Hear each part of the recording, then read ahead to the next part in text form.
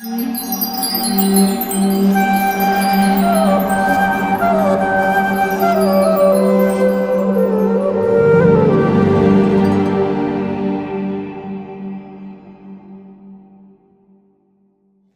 Olga, you start and you see how you go.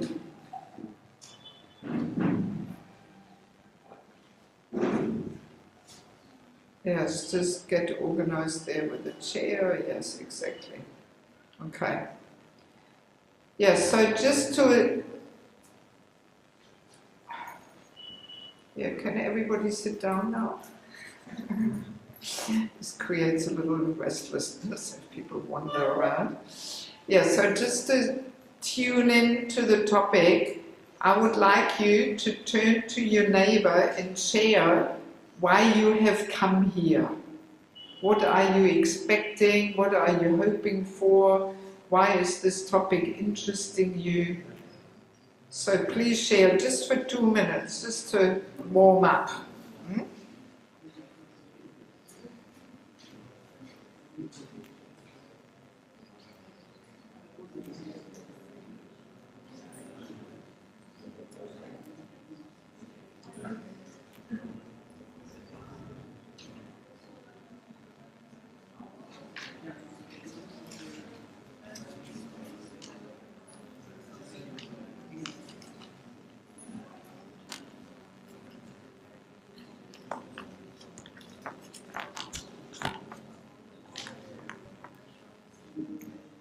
Yes, sound is good. Yes.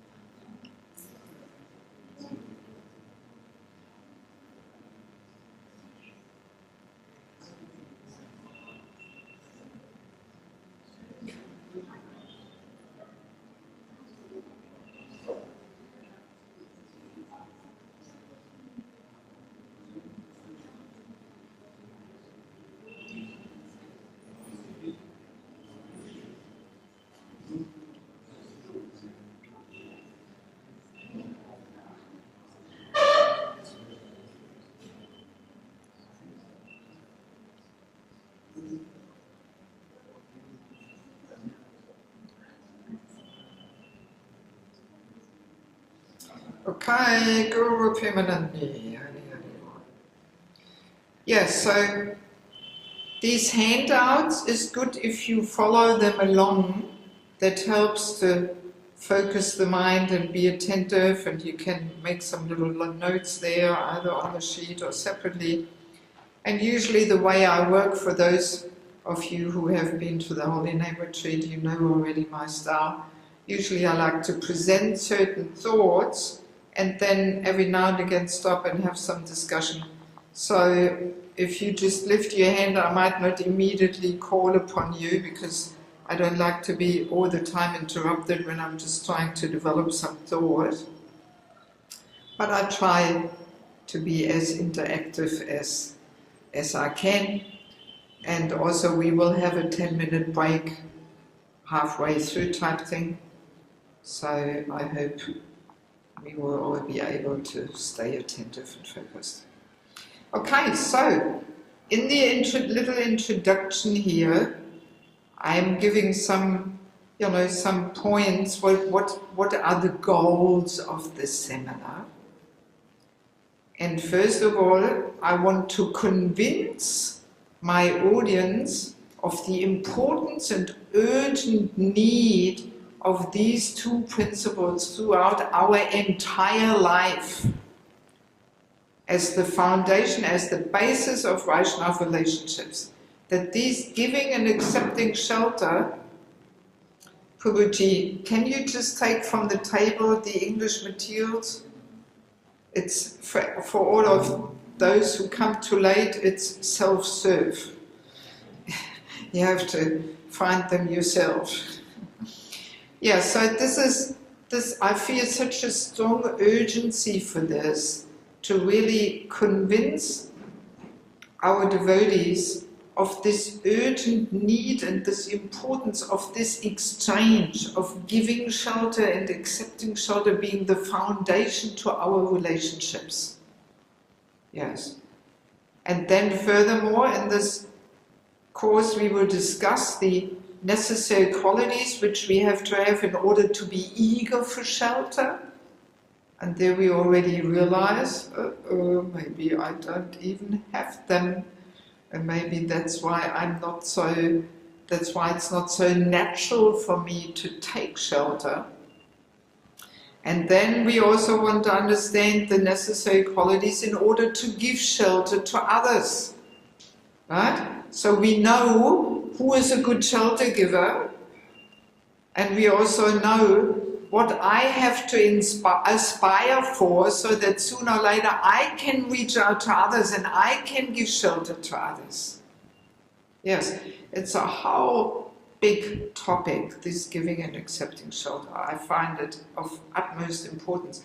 And today we will have a very insightful introduction, which is actually the foundation to the whole seminar, where I really want to try and convince you from all different sides and angles that we have to cultivate these sheltering relationships.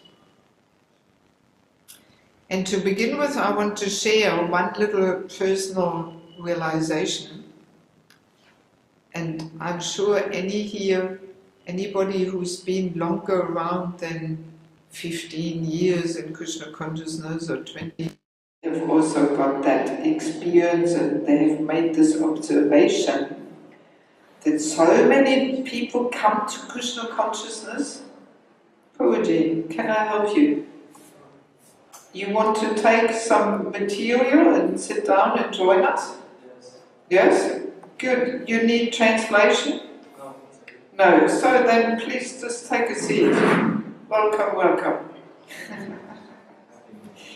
You saw there's Russian materials and English materials. Yes, you can choose whatever you like better. English, good. Then you stay in one language. Yeah. Yeah, so once again, we can observe this happening all over the world, that so many people come to Krishna Consciousness, they stay for some time, but then very easily they fade away. And somehow we are not really able to keep people for their whole life actively inspired, in Krishna Consciousness. I mean, I had this realization many times. Sometimes when you come back to a yatra after 20 years, the only personalities who you have seen before are the deities. And you think, where is everybody from 20 years ago? Where is everybody? Yes, this is everywhere. It doesn't matter where in the world. This phenomenon is going on. And I had once an experience, because I became a devotee in Australia in 1985. And then around 2008, I went there for medical treatment. And I hadn't been there for 15 years, and I was so excited, thinking, oh, I will meet all my old friends on the Sunday program. But then I didn't meet anybody, and I thought, oh, surely when some gurus are coming, everybody will come. So many gurus came, but again, I couldn't find hardly anybody, just one or two or three people who I knew from 20 years before. So then I thought, oh, surely when Janmashtami will come, everybody will be there.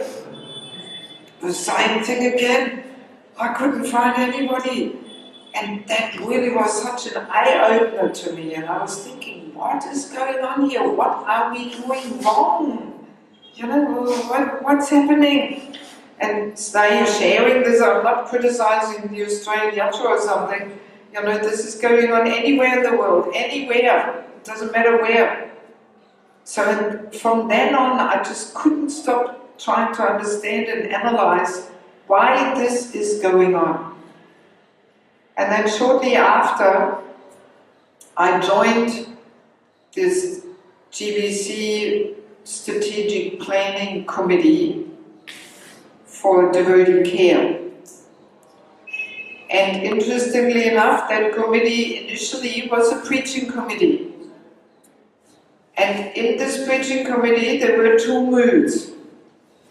One mood was, okay, let's reach out, let's bring new people, we need new devotees. So then the other mood was, hang on, where are all the old devotees? What happened to them? And then even the mood came up, well, what is the use of bringing new people if we can't keep them? So then this preaching committee turned into a devotee care committee. And that's where this whole term of devotee care came about. And then for several years there was no preaching committee, only devotee care. So then later they established an outreach committee. They called it Outreach Committee. Yeah, so this is how this whole awareness came about, that, that it's not just a matter of bringing people to Krishna consciousness and then thinking, all right, now they're one of our people. No, we have to ongoingly care, nourish, ongoingly. And if this is not there, then very easily people fade away. Yes, it's a big topic, really. With pain in my heart, I really feel we have been losing so many nice people because they did not, or we did not give that necessary care and attention and guidance and nourishment. And there is even a quote, and Harisori Prabhu confirmed this, I double-checked with him, where Prabhupada said, if a devotee leaves Krishna consciousness, it's 50% his fault, 50% the manager's fault. And I strongly feel we have to start accepting responsibility for this. We can't just forever say, oh, they are Maya, or of no Kai, he's going, but we have Bhakta such and such, he's coming. So no. And Prabhupada himself, he was pained, he was sometimes shedding tears when devotees left. Right? Yes, he felt, oh, I have not been able to somehow save this person from material energy. So, in any case, this is how this whole awareness of devotee care came about. That we realize, yes, the Bhakti Lata needs ongoing care and nourishment in order to healthily develop. It's not just a matter of, bringing new people. And very easily we just concentrate on that. We concentrate on making new devotees, but we make very little effort to inspire and nourish the older devotees. Yes. And then the Bhakti Lata will dwindle, it will dry up. Yes, it's a whole thing. And of course this term devotee care is often understood in a very shallow and external and superficial way. People often think, yes, if a devotee is sick and in hospital and I bring in prasad, and oh, I'm doing devotee care. But no, the foundation is this giving and accepting shelter. The spiritual care is the foundation. We will discover this over the next days. This course is very systematically building up. For every session you get some printed handouts with all different quotes and I hope it will give some little transformation and eye-opener there to everybody. So now, let us try to establish the need for this giving and accepting shelter. So to start off with, we have a very powerful verse here of Jiva Goswami from the Madhava Mahotsava. And there it says, though one usually ignores others in attaining one's goals, those aspiring for prema, they accept dependence on others with similar goals and tastes. Thus, cooperating with each other, they worked together, keeping in mind the goal of prema. So what is Jiva Goswami saying here? He's basically speaking about two kinds of personalities, right? He says the one usually ignores others in attaining one's goals. So who are they? And actually, if you don't mind, when I ask you for a contribution, please lift your finger, don't just shout out, because if everybody talks at once, I can't understand anything. And also, if people just shout out, then always those who sit in the front and are the quickest and the loudest, they always say something and others never get a chance to contribute something. So I like to do it a little bit like school system, that you lift your hand. So, who is Jiva Goswami talking about? The one usually ignores others in attaining one's own goals. Who are they? Huh? Who are these kind of people? Yeah, Gopaprabhu, you've attended the course already a few times. Yes. Who are they? Yes. Yes, the materialists. I mean, it's interesting. This was already 500 years ago like this. You know, that a materialist tends to ignore others when he's striving for his own goals. And then, as a contrast, but those aspiring for prema, they act completely differently. They accept dependence on others with similar goals and tastes. So obviously they are the spiritualists. And actually this whole course is a very nice introduction into this topic of culture. Because I mean, most of you I know actually, I think there's only you two. Where are you from, Prabhu? India. Where? Huh? Which city? Where are you living? I'm from Hyderabad. Hyderabad. But you're based in Mayapur now, or you just visiting? Yes. Okay. And where are you from, Prabhu? Lithuania. Okay. And you're also living in Mayapur now, or just visiting? Practitioners. Okay. Yes. So I mean, most of you know me a little bit, and you know that I have this mission of spiritual culture. And this is an excellent introduction into this topic. Because already in how we associate, we find this difference between the materialist and the spiritualist. Materialistic culture, spiritual culture. And Jiva Goswami says it already, straight out, how differently they associate.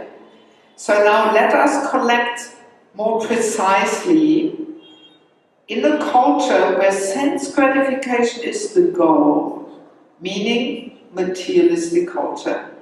How are the relationships characterized? What are the characteristics of relationships in this kind of culture where everybody is striving towards sense gratification? What's the mood?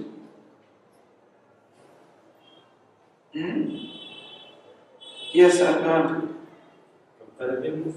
Yes, competitiveness. As soon as there is sense gratification, there is competition there. There is envy there. Right? Pushing each other out of the way. I mean, Jiva Goswami says it very mildly. He says ignoring each other. But actually, there's so much more. You know, maybe 500 years ago, people were just ignoring each other. But these days, they're really, you know, the survival of the fittest. People step on each other's heads to get up there. That's the mood, right? Yes. As soon as, you know, sense gratification is there, there's envy and competition there. So, what else? Yes, Philip? Utilizing people for utilizing people for themselves, for their own interests and pursuits there, you know, exploitation actually.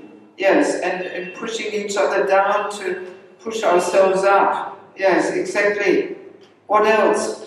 For lack of spiritual education, they feel confused which is right, which is wrong. Yes, yeah, that's the underlying thing, because materialistic culture. There's no spiritual understanding there. That's how it comes about. But what is there more in the relationships of people? Yes? Cheating each other. Yes, cheating each other, backstabbing each other, that all is part of it. But then there's also a very strong emphasis on separatism and individualism. I'm so different, I'm so special, and you know, very, very strongly. And not only that, there's also impersonalism there, right? Because everybody ignores each other, pushes each other out of the way. Everybody has this motto, if I just, you know, push everybody else out of the way, I get there the quickest. I get the success I want to have. So there's a very, this mood of self-made man, I can do it, and so on, you know. Yes, and of course, materialistic culture mainly comes about also through a higher standard of life. It's very simple. The higher the standard of life is, the more sense gratification becomes the goal of life, the more materialistic culture sets in, the more spiritual culture is pushed aside. So in this higher standard of life gives this illusion of independence. Because people depend on money rather than on relationships. Right? In former times, the security was relationships. It's still like this in the village, people help each other. They know if I help my neighbors and then if I'm in need, then they will help me, and so on. But the higher the standard of life is, the more impersonal relationships, the more people, you know, rely on money rather than relationships. So, and there's this illusion of independence and freedom. I mean, I travel a lot in poor countries, in Bangladesh and Ukraine. They're poor countries. It is so much easier to understand that if we work together, we get further in life. Right? But in those countries where there's higher standard of life, you know, everybody's doing their own thing and this competitiveness and you know. Yes. And so what are the relationships like when we, you know, look at all of that? What's the mood of the relationships? No? They're very superficial, external, right? It's all based on sense gratification. I scratch you back, you scratch my back. As long as you please my senses, you're my friend. And if somebody else pleases my senses better, then I forget about you and he's my friend. So there's a very shallow, almost exchangeable, you know. The relationships are not deep and meaningful. There's no respect, no true respect. This is also an interesting point which we will come back to later. That whenever there is sense gratification, the goal, there has to be a loss of respect to people, because behind it, as one of you already mentioned, there is this tendency to exploit others for one's own satisfaction. So that can only go on if there's no respect, right? If you have true respect, then we would never want to use people for our own gratification, right? So sense gratification has to go together with a loss of respect. We will come to that later. And you can very clearly see the higher the standard of life is, the less respect is amongst people towards elders and yeah. So loss of respect. And there's no service mood, right? Service and sense gratification doesn't go well together. Right? So whenever there's the mood of sense gratification, there comes exploitation and not serving for their ultimate benefit. That doesn't fit together with sense gratification. Right? So no service mood. Yeah, so relationships are very self-centered, very selfish. And everybody has their own schedule, is busy. you know, everybody's running, just achieving their goals and their schedules there. And nobody's got time for anybody. Sorry, busy, got no time. Right? Yeah, so that is basically the mood of relationships in materialistic way of life and its culture.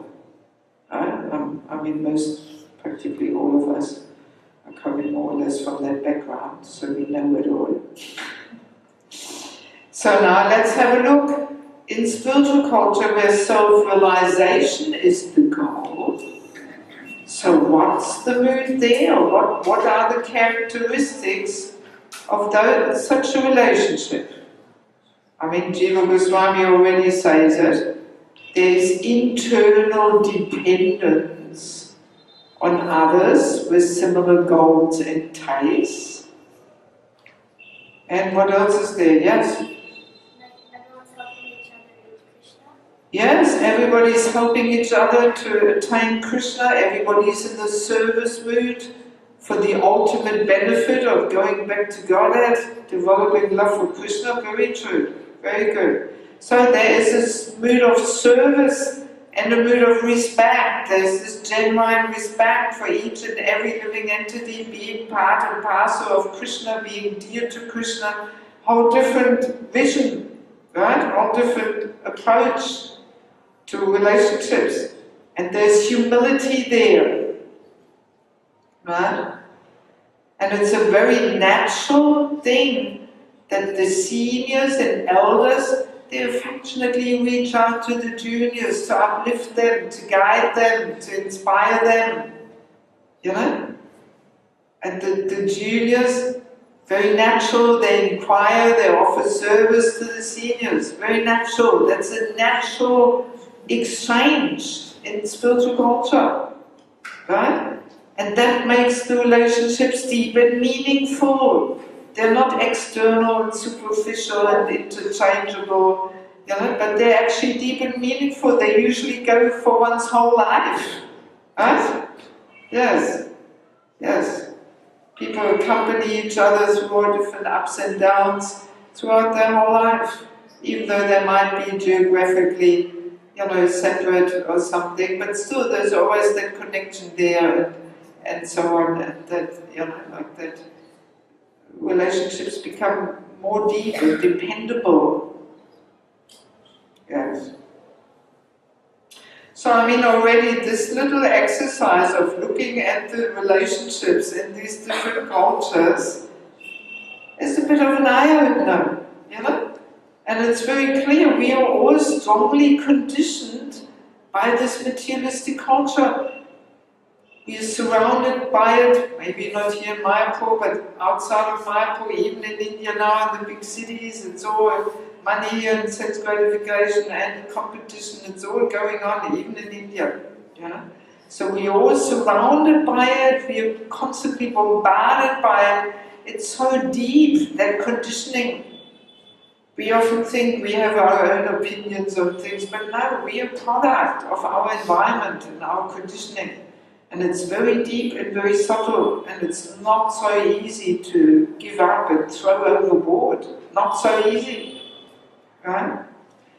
So, I mean, once we understand this, it becomes very clear that we do need some facilitation there to cultivate this mood of accepting internal dependence. You know? Just joining ISKCON and having tilak and neck beads, this is not everything. No, we have to also internally transform our patterns of behavior and relationships to actually cultivate the spiritual way of dealing with each other and relating with each other. Yes, sir? Yes. So now in Garuda Purana, it says a very striking thing. It says there, one cannot be liberated without association with the pure devotee of the Lord. We have all heard that many times, but then it says, And unless one shows mercy to those in an inferior position, one's life will be superficial. Right? Unless we come to this point where we genuinely care about others and try to uplift them, our life will be superficial. Why is it superficial? You tell me. Why is our life superficial? Unless we come to that point.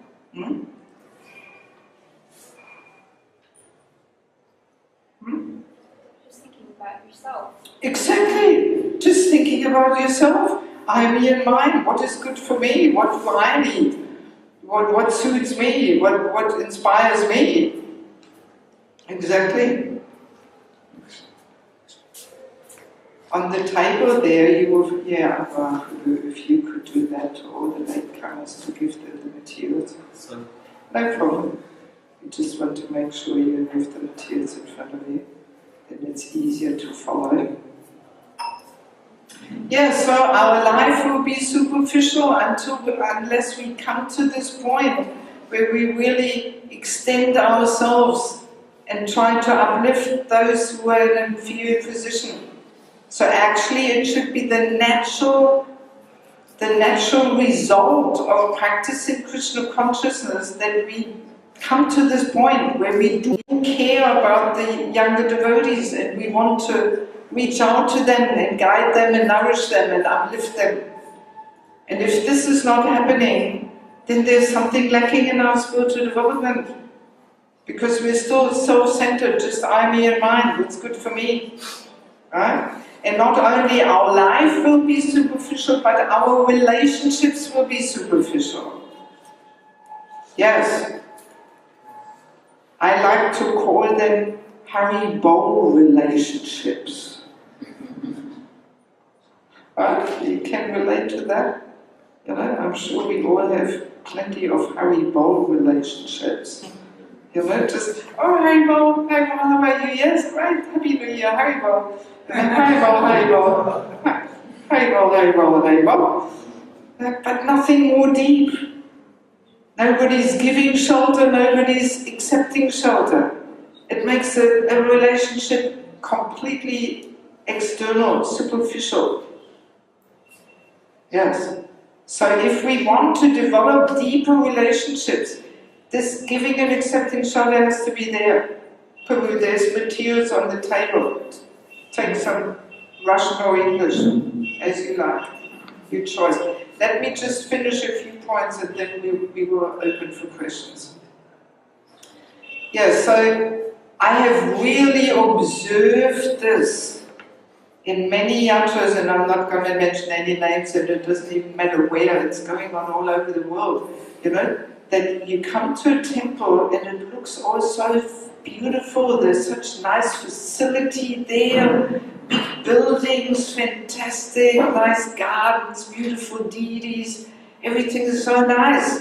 But what is missing? This giving and accepting shelter. Everybody is sitting in their rooms, coming out, doing their service, going back in the rooms. You know? And the atmosphere is all weird. You know, you've ever felt this? Yeah, I'm sorry to say, you know, I'm just making a diagnosis here, you know. Yeah, the atmosphere is weird, impersonal. Everybody's running, oh sorry, I have to do the offering and this and that, and just, you know, then go hiding back in the room, door, close the door. You know, and you start thinking, my God, what's going on here, you know? So what is lacking is this giving and accepting shelter. Nobody is interested to extend themselves and give shelter. Nobody is interested to, you know, take shelter and inquire and respectfully serve the elders. You know, that's what makes a relationship meaningful.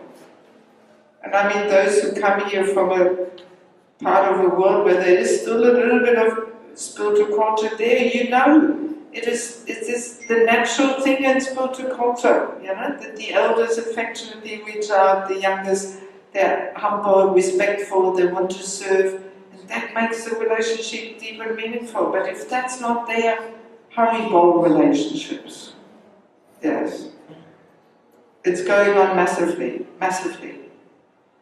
So now one interesting thing is, as we discussed, in materialistic ways of life and its culture, the foundation to relationships is sense gratification, right? So now when we come to Krishna consciousness, we don't want that sense gratification as basis. We don't want to say, hey, let's enjoy, go to the movies and this and that. We know, we understand from the philosophy, no, this should not be there in the relationship. But unless we replace the foundation of sense gratification with giving and accepting shelter, there will be a vacuum.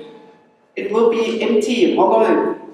Right? That's what we have to do. We have to kick out this foundation of sense gratification and we have to replace it with giving and accepting shelter. Then the relationships become deep and meaningful.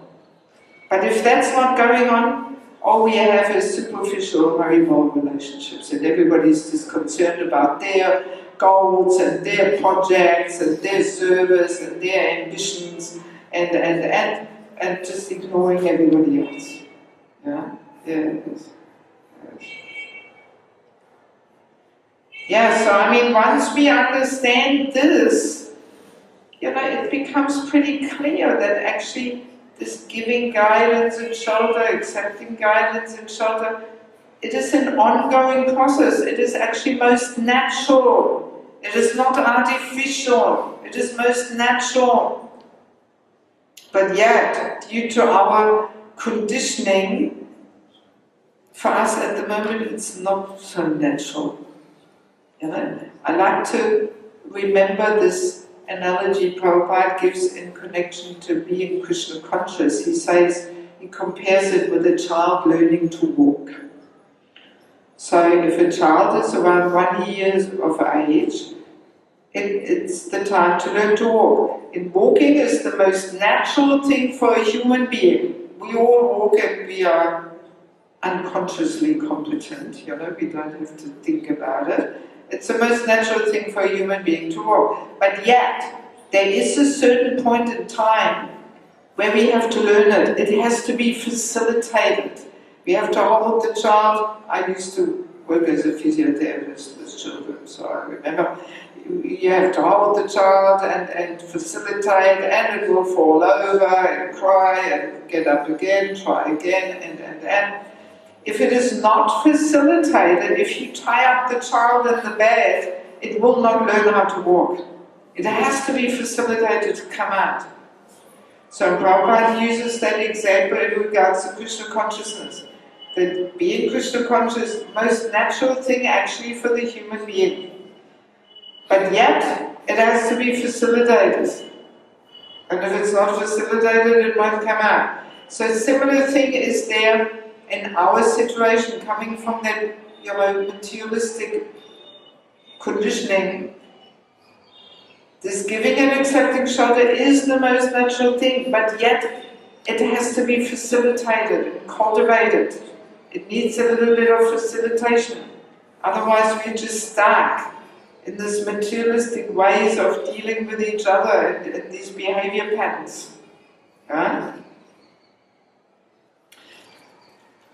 Let me maybe mention a couple more things and then we stop and see if there's any questions. Also, another interesting thing is, you know, as we go through different phases of life, we always face new challenges. Huh? So, young boy might be in the brahmacharya ashram. Oh, new challenge, how to be a brahmachari in the ashram. Then he might enter grihastha life. Oh, new challenge. Then he might become father. New challenge. Children might become teenagers. Oh my God, new challenge. So many challenges are there. Then you should move on to the vanaprastha ashram, which we will discuss next week. What that is all about. Again, new challenge. So there's so many challenges as we go through life. And there's always somebody who has already more experience in dealing with that same challenge than we have. Right? There's always somebody there. So it would be most natural and most logical that we take shelter of that person who has more experience meeting that challenge. Right? It makes sense. In fact, we can avoid so many mistakes if we would just have the humility to inquire from those who are more experienced. Right? Prabhuji, there's materials on the table there for you to more easily follow. Yeah, so really this is one thing, we could save ourselves from making so many mistakes if we would just take guidance from others who have made maybe the same mistakes and they have the experience, hey, this doesn't work, better don't do it, I've tried it and I can tell you it's not going to work. But no, because we don't have first-class intelligence, we rather learn by making all the same mistakes and falling on our face, and it's actually such a waste of time and energy. And it would just be much easier, things would go much smoother and easier in our life if we would just accept guidance from somebody who is more experienced. But it requires humility. But if we think we know it all, and then we won't even get the idea to ask for guidance. Right? And another interesting thing is, when we are in India, we have all been on the Indian train stations, so there is the porters, who carry 6 suitcases on the head, balancing there, right? You've seen it. So, when carrying a heavy weight, one can very easily be thrown off balance. Actually, the more heavy the weight is, the easier it all falls, Yes, yes. So, meaning, the more responsibility we accept, the more easily we can be thrown off balance, actually. So therefore, best to associate closely with those persons who carry a bigger weight and are well-centered and well-balanced. Right? That makes sense. It's so logical. Yes. It's common sense, actually. But that's often what lacks the most. What we are lacking the most is the common sense. We might know all the Shastra and this and that and so expertly quoting the verses, but then living it, applying it with common sense, that's often where we are stuck. Yeah? Yes, yes, yes. So Bhaktisiddhanta Saraswati Thakur also said an interesting thing. He says, I wish that every selfless, tender-hearted person of the Gaudiya Math will be prepared to shed 200 gallons of blood for the nourishment of the spiritual corpus of every individual of this world. Wow. It gives some indication, how much nourishment and care and sacrifice it actually takes for the bhakti ladder to healthily develop. It's not just a question of convincing a person to be a devotee and that's it, now he's one of our people. No, it requires ongoing sacrifice. 200 gallons of blood, that's a lot of blood. And we can't expect that the Diksha Guru is shedding that blood.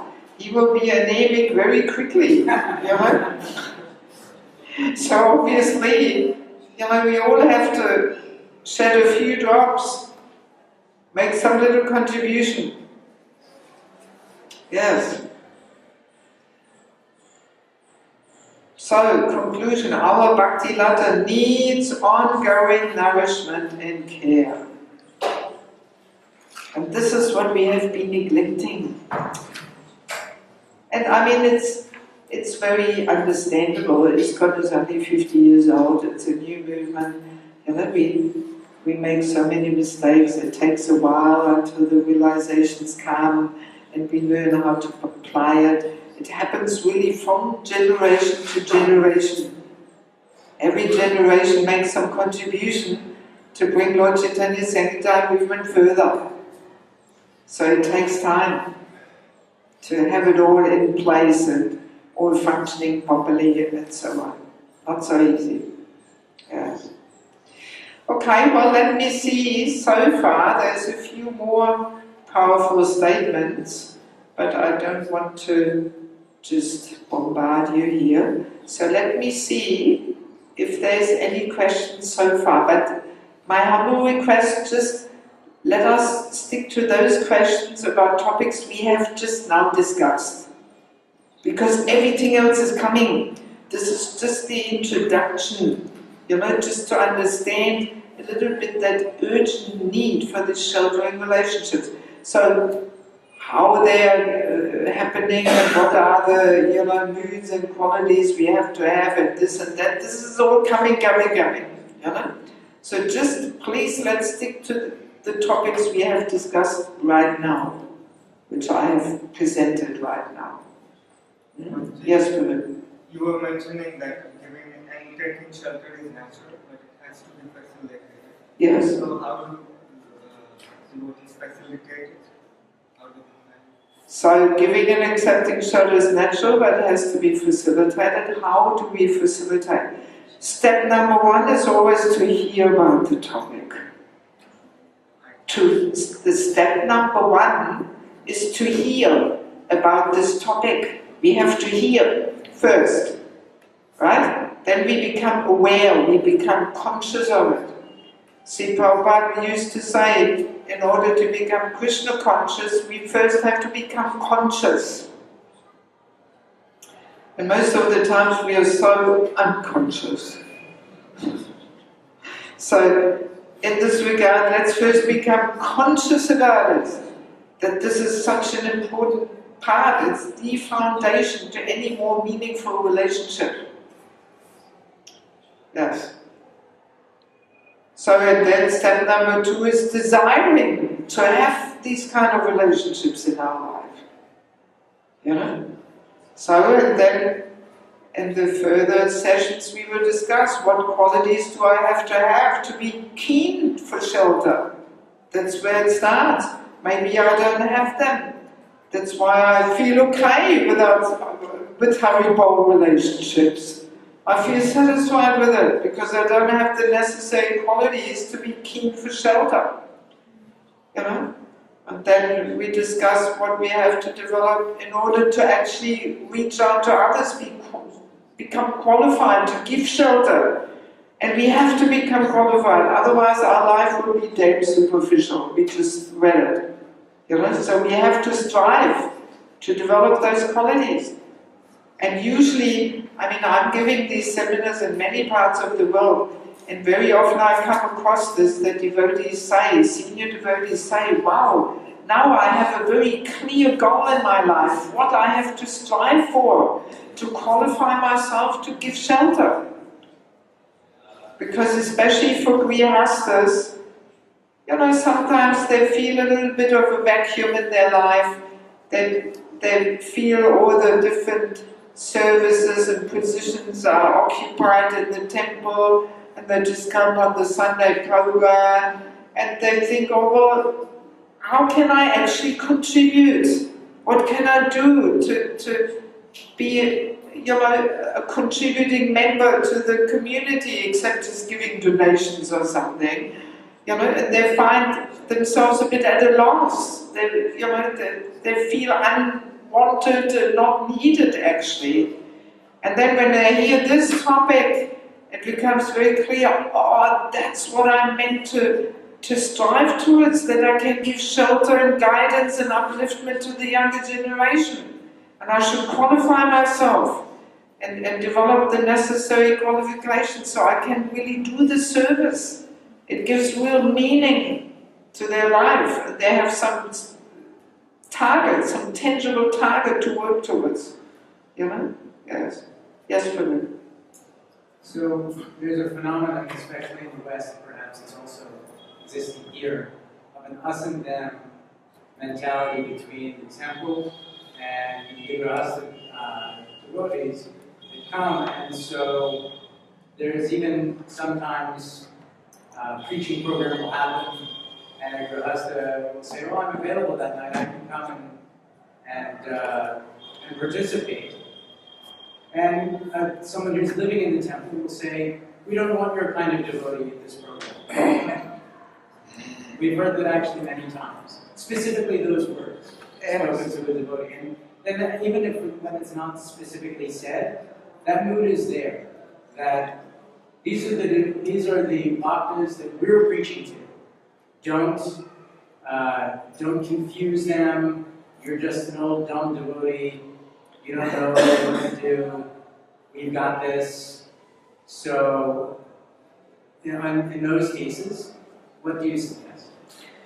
Well, it is slightly a little different topic, because there the basic problem, as far as I understand, is actually, first of all, bodily platform, that we identify as we are the brahmacharis and we are the grihasthas. It's being stuck on the upadhis and designations. And also a lack of respect. I remember in that film, what's that film called, about the Chowpatty temple? Simple temple. Huh? Simple temple. Simple temple, exactly. Yeah, I mean, my God, when that came out, I think I watched it about 10 times or something. And I think in that film, Ramaswamy elaborate on that, how in the beginning there was also a bit of tension, that he was preaching to the grihasthas, the brahmacharis, they're so glorious, they're giving up all sense gratification, controlling their senses, they're just living in the temple, dedicating their whole life, so glorious. And the brahmacharis should think, oh, the grihasthas, they're so glorious.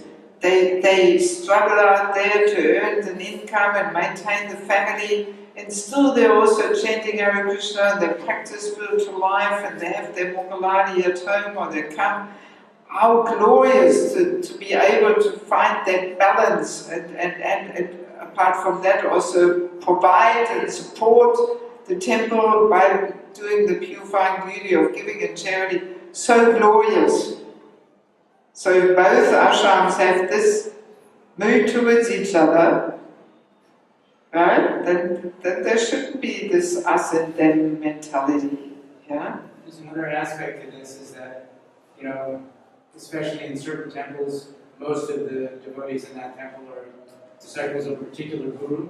Mm. And then the godbrother, the god sisters of that guru also live in the community. But if they ever come, then they are seen as competition to their guru. And then they're deliberately disrespected or neglected and never given an opportunity to speak to any of the younger devotees out of fear. What if this godbrother of my guru, or god sister of my guru, says something wrong? And then it will reflect badly on my guru. So many interestingly silly thoughts will happen. Yeah. I mean, so how do we... I would prefer just to really stick more to our topic. Sorry, Pru. It's one of my weaknesses that I find it difficult to say no to some questions or comments, but I simply have to, because otherwise the time is running through our heads and we end up on a tangent there. The question is, how do the senior devotees in such a community develop the opportunity to offer shelter? Well, when we discuss the qualifications to offer shelter, it will become more clear. Ultimately it boils down to Kanishta mentality. As long as all this such kind of moods and visions are there, it's just Kanishta, that's all it is. So we have to rise above the Kanishta, and this also will not happen so easily if we don't have sheltering relationships. Then we remain on this Kanishta level. Yes. So we will discover this very soon, tomorrow. That's the thing. You know, this is a classic thing that happens when our so-called seniors don't have sheltering relationships. Because, or I can mention it already now, as long as we have material desires and attachments, we can't objectively assess ourselves. We can't see where we are actually standing. We can't see where we have to correct ourselves. We can't see whether we are applying the process in the balanced way. We can't see. Our vision is foggy, clouded. And as a result, our practice might be very imbalanced. And then we cannot be surprised that after 30, 40 years of practice, we still have a complete Kanishta mentality. Because we didn't have anybody on our side who was actually pointing things out. So let us, if you don't mind, let me just continue. What actually are the characteristics of a sheltering relationship? We haven't defined that yet. We are talking about giving and accepting shelter, so let us clearly understand what is it, does it actually mean? What is the mood in the sheltering relationship? What kind of mood do we have towards that person who is meant to give us shelter? So, what's your contribution to that? Yes, Bruce. Full surrender to Full surrender, I wouldn't say that. I mean, we fully surrender to Krishna and Guru. Of course, Guru is also a sheltering relationship. But no, you know, what does the shelter giver has to be for us? Let's ask this way. Yes, Guru. Yes, he has to be a well-wisher, a well-wishing friend. Right? Yes. And he has to be able to give inspiration. He has to be able to give guidance. He should be a role model for us. You know? So he has to be senior, a very confidential friend and well-wisher. So there has to be that trust there, that I can really reveal my heart to this person. I can share with this person my innermost struggles and fears and difficulties. There has to be that trust there, that, you know, not tomorrow every whole Mayapur will know about my difficulties or something. So there has to be this confidentiality there.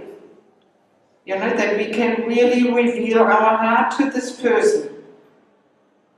And he will not use it against us in the back way and stab us in the back or something, or tell everybody else or something. Yeah, that's a sheltering relationship.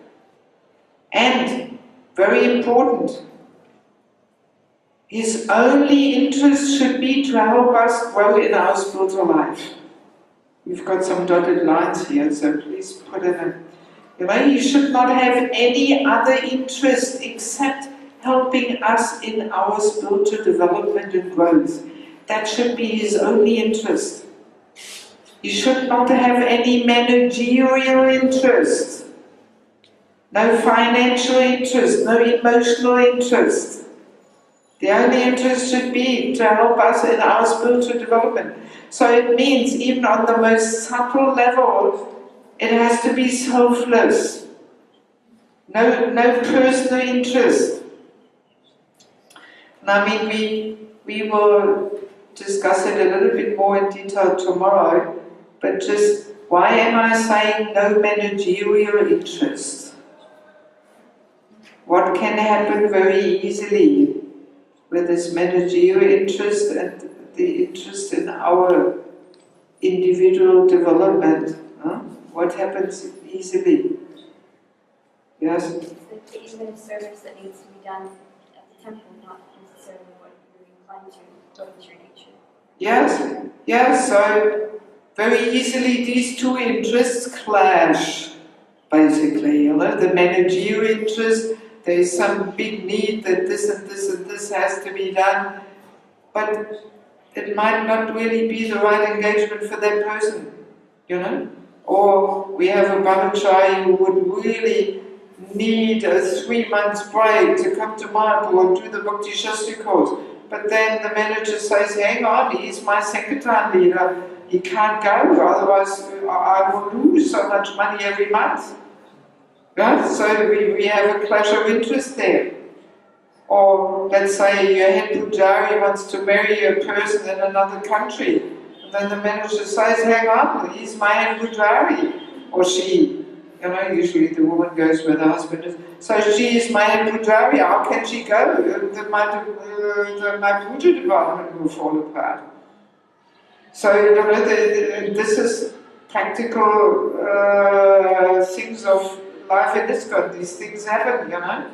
So, and I'm not putting down the managers here. I mean, I was for 10 years temple president's wife, so I know how difficult it is to manage. It's a tough service to make all the ends meet and pay all the bills and cover all the services.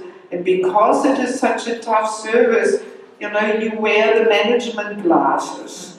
You know, you see everything from a managerial point of view. Oh, there's a pujari walking in the door, just what we need. Oh, and there's a cook. Don't we need a better cook, right? You know, we see people only in terms of management. But we are not looking, we are not seeing people as individual spirit souls, struggling sadhakas. What do they need to actually really personally develop their spiritual growth? So that's why, you know, we will discover this more in detail tomorrow. You know, it's very important. No managerial interest, no financial interest, no emotional interest. All these kind of interests, they're subtle, but then it's not selfless anymore. Yeah? And this giving shelter should be done selflessly, without any personal motivation. Simply only interest, what does this person need to spiritually develop? Right?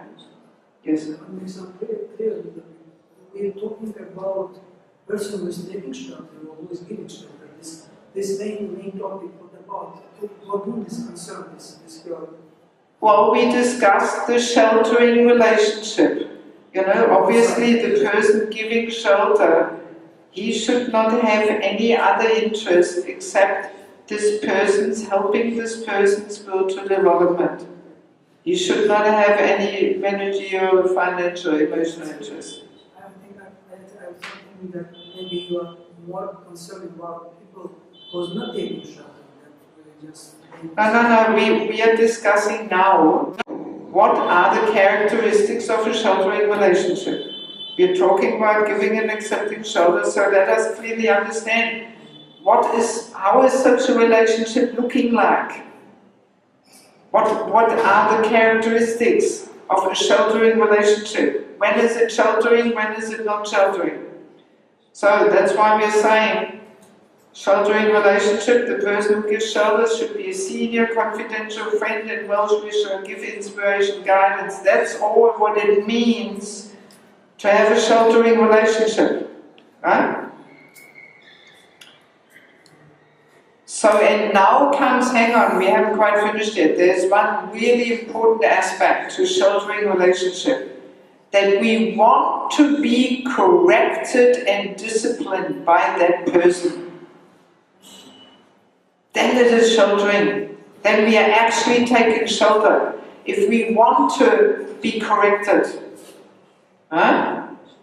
if we try to avoid being corrected and we bypass it or we get all upset, then we are not yet there yet in taking shelter. Right?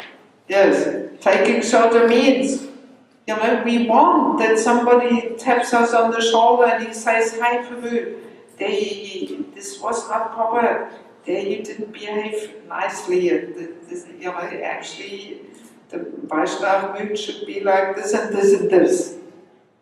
And even though it might be painful to our false ego, but this relationship should be so close that we want to, from this person, we allow this person to touch the most painful parts of our heart. And even though it is a little painful, but it's a sweet pain, from that person we accept it. We wouldn't accept it from just anybody, but from that person we accept, because we know this person has no other interest except my spiritual growth, no other interest.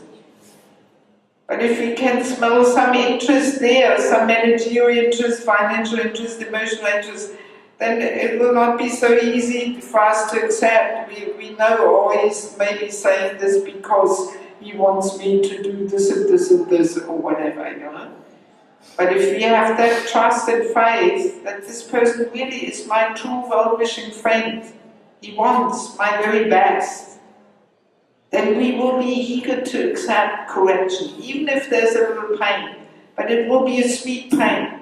It's like a spicy, sweet chutney. Yeah? Sweet and spicy. And actually, then this correcting becomes a loving exchange. Yes. Because we allow somebody to really touch very sensitive points and point things out to us where we have to correct. This is actually a very intimate, loving exchange. Right? Yes. Yes, so that, hang on a minute. That's what we mean when we talk about sheltering relationship. That this aspect of being eager for discipline and correction, that has to be there. You know, that we desire some feedback. We want to hear, hey, where do I have to improve? Am I doing all right? Or what do I have to change in me? Because others see us very differently than we experience ourselves. You know? So we need that feedback. We need to hear where we have to correct ourselves. Otherwise, it's not a sheltering relationship. If we try and avoid that and we get all defensive, then we are not taking shelter. Let's be clear on this. Right? Yes. You had a question, did you? Yes. From the perspective of the person who is taking shelter, like the junior, like looking to the senior development. And like I will put myself in this position. If I look at this person and I don't feel like this person is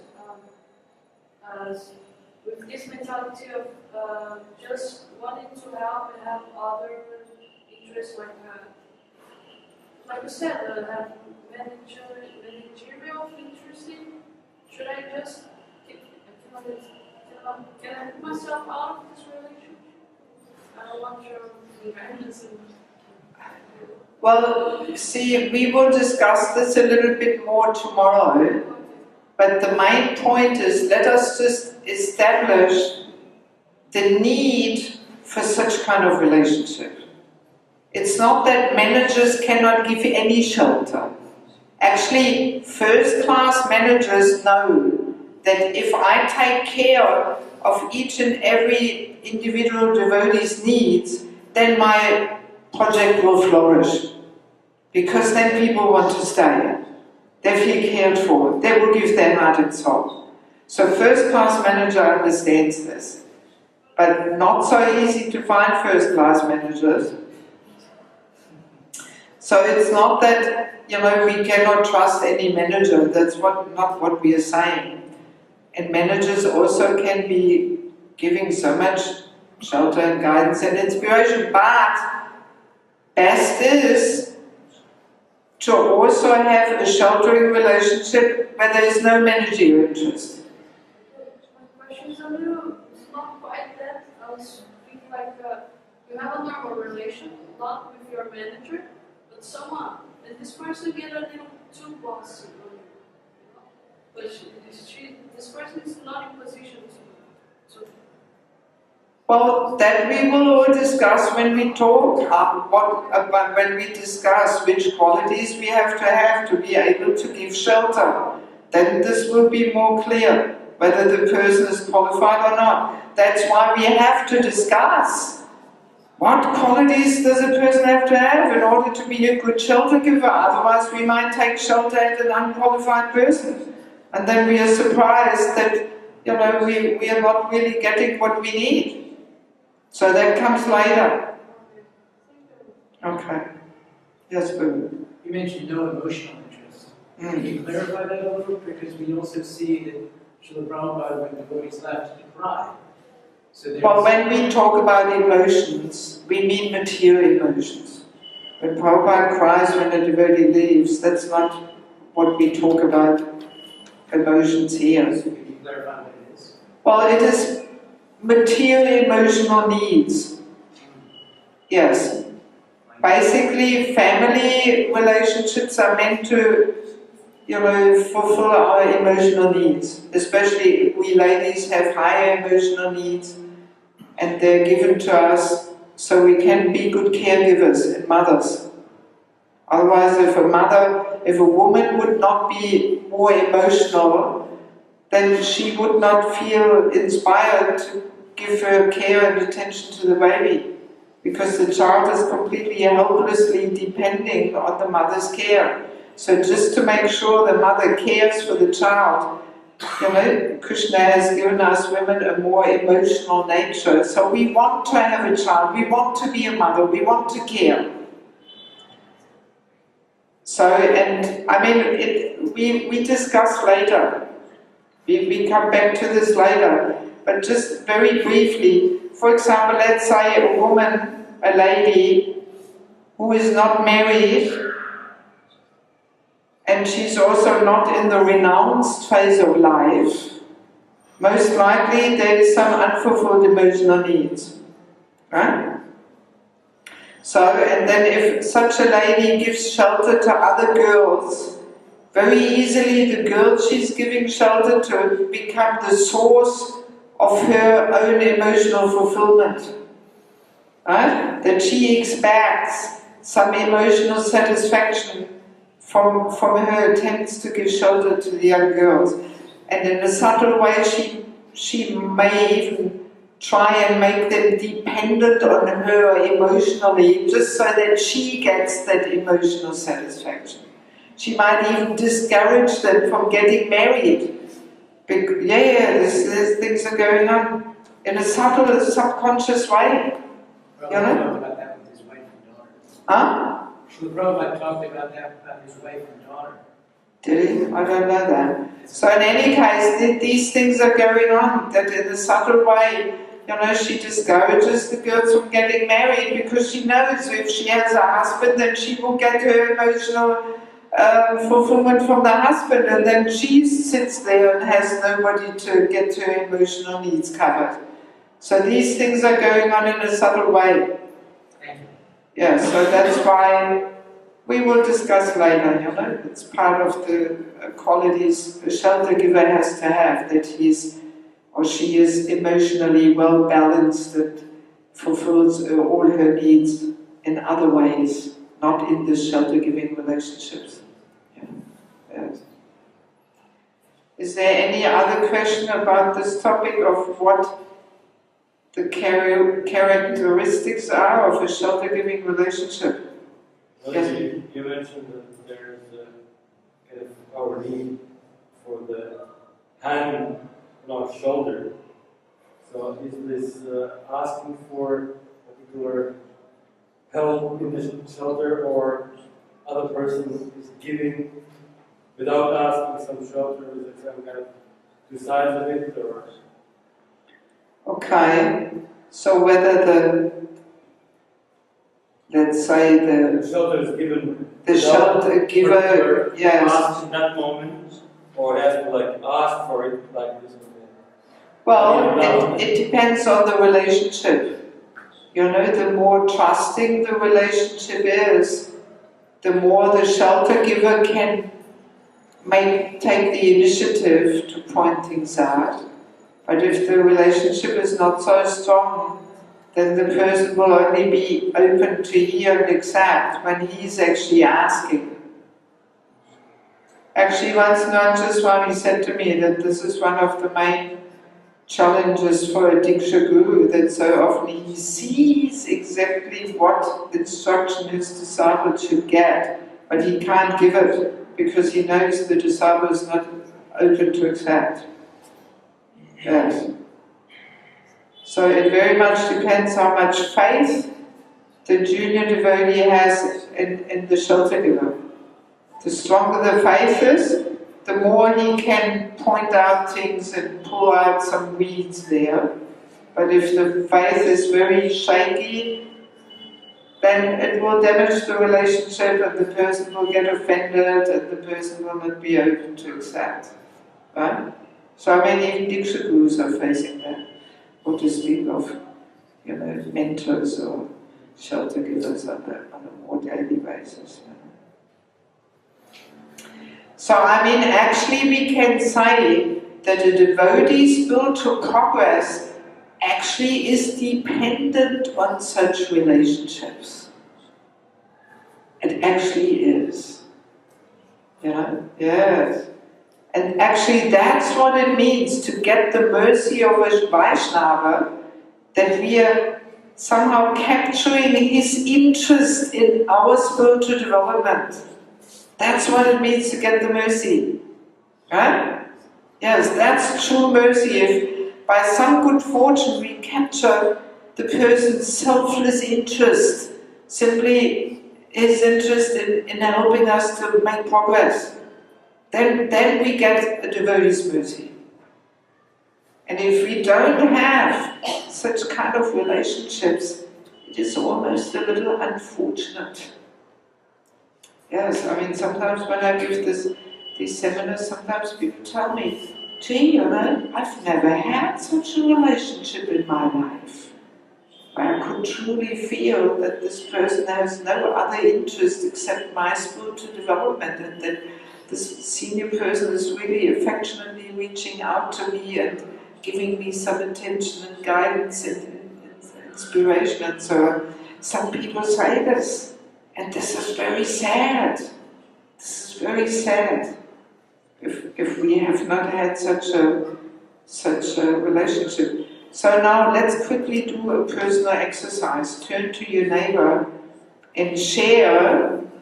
If you had such kind of relationships or have such kind of relationships, how are you doing in this regard?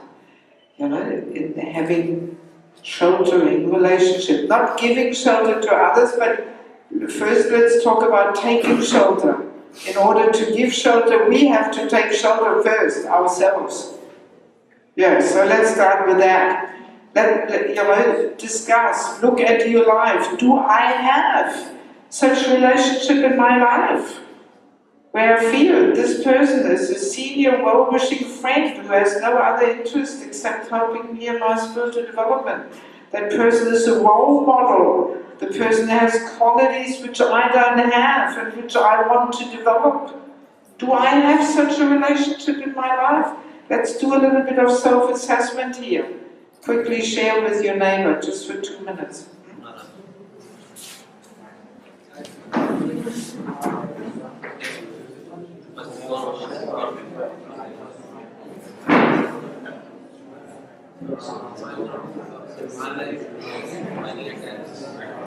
I've got different people, like you guys should make sure to kind of so I asked should I take the relationship? Should I take that? So that is initially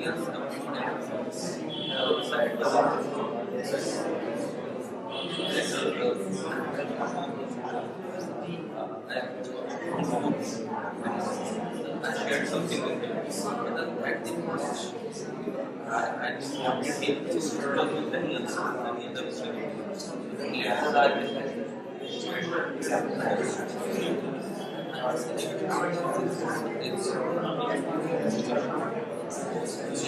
finally I got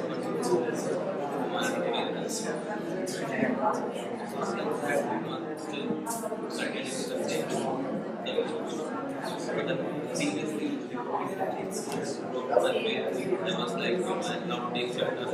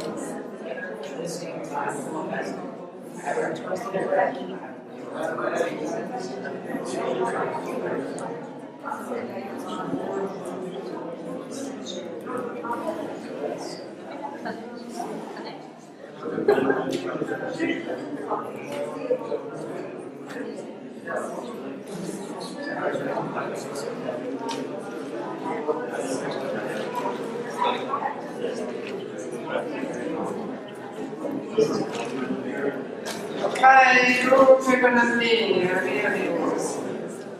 so maybe we have our 10-minute break now. Yes, just to stretch our arms and legs a bit and so on. Let's try and make it 10 minutes. We'll meet 5 to 5 again. So don't go too far away. And if you want to take as a break there some brochure or the whole schedule or something, then you're welcome to do that also. Okay, thank you.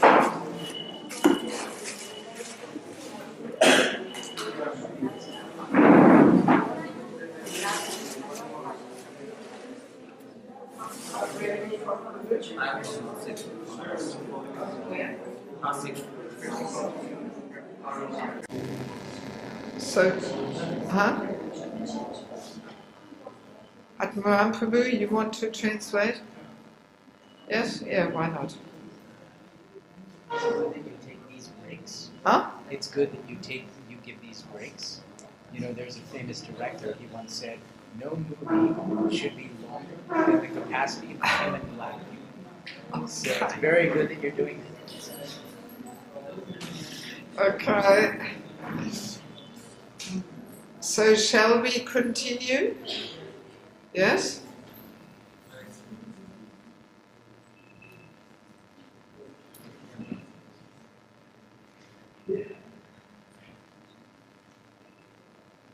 Okay. Yes, so let us move on and go through a few more points. So first of all, let us look at examples from the Shastra. My favorite example is Raghunath Das Goswami. When he joined Mahaprabhu in Jagannath Puri, Mahaprabhu put him under the care of Swarup Damodar. He said, so you serve under his care. So one may ask, Raghunath Das Goswami, he's an eternal associate of the Lord. Why does he need to work under somebody? For our materialistic ears, it sounds like, there is some shortcoming, some incompetence, and therefore he has to be under somebody. But no, as Jiva Goswami says, those aspiring for prema, they want this internal dependence. They want to be under somebody. That's their mood. They want to be servant of the servant of the servant. But from our mundane ears, it sounds like, that there is some incompetence, some shortcoming. Oh, he's so advanced. He doesn't have to work. He doesn't have to work under somebody. That's the materialistic understanding. But no, spiritualist wants to serve under somebody. He wants to accept this internal dependence. Even on that level. And I mean, in the spiritual world, let's be clear, let us remember, there is a hierarchy. Right? Yes. We're always serving under somebody. We assist somebody to make the most pleasing arrangement and offering to the Lord. There has to be structure and organization and hierarchy. There's not some chaos there where everybody just does what they want to do, or some separatism and individualism. No. There's no room. With that mood, we cannot make the most pleasing offering to the Lord. So there is very, very organized structure and hierarchy. I mean, tomorrow we have Pushpabhishek, so tonight so many devotees, mainly ladies I guess, they stay up all night making the flower outfit. So, if you go there, you will see there is structure, there's hierarchy, there's all groups, and group leaders, and somebody is organizing all the others, how to put the flowers, and. Otherwise, we would not be able to have tomorrow at the Darshan Aarti this beautiful flower outfit, if everybody just does what they want to do, right? Very practical. So that mood of wanting to serve under somebody, this is even there in the spiritual world. So if we really want to go there one day, we have to cultivate that mood of accepting internal dependence, seeking that position of serving under somebody's care and guidance. Yes. So it's interesting, you know, even though for our mundane minds, not so easy to accept. Actually, when I was in this devotee care committee, I was in charge of the subcommittee for care for leaders. And we were supposed to put a manual together for care for leaders. And I was very strongly stressing this, that leaders have to have a mentor. Doesn't matter who he is. Even gurus, sannyasis, GBCs, actually. And yeah, for some devotees this was a little, they felt uncomfortable, you know, then the thought came in, what? How can you say that our gurus need a mentor? It sounds like we think they are not qualified or something. No, they should want a mentor. They should strive for this, to have this mentoring relationship. That's a sign of advancement, actually. Yes. Yes. And I remember on one of these amazing Bhakti Sangam festivals in Ukraine, His Holiness Janmashtami is like the host there, welcoming everybody and welcoming his godbrothers and introducing them and glorifying them and receiving them with affectionate words. So, and then some years ago, His Holiness Janmashtami came to the festival and he was very warmly receiving him and introducing him and glorifying him. And then in a very sweet and humble mood, he added at the end, he said, and he is also my Lord and Master. And I was really struck. I thought, wow, you know, to make such a statement in front of 8,000 devotees or something, and many of them being his disciples, introducing one of his godbrothers as his Lord and Master. I thought that was remarkable, you know, it really struck me actually. And of course, you know, the disciples know that Janmashtami has a very close, affectionate relationship with Janmashtami, so we know this. But just that he introduced him like this, he is my Lord and Master. You know? And again, one might say, with mundane eyes, one might say, well, he's Master himself, you know, he's spiritual Master. What does he need a godbrother as his Lord and Master or something? Sounds like, you know, he has some insufficiencies there or something. No, that's a sign of advancement, that you want to take shelter. You're seeking this like-minded association with somebody who is a role model, who's got some qualities which we might not fully have yet or something. And we cultivate this trusting, confidential, well-wishing friendship, you know.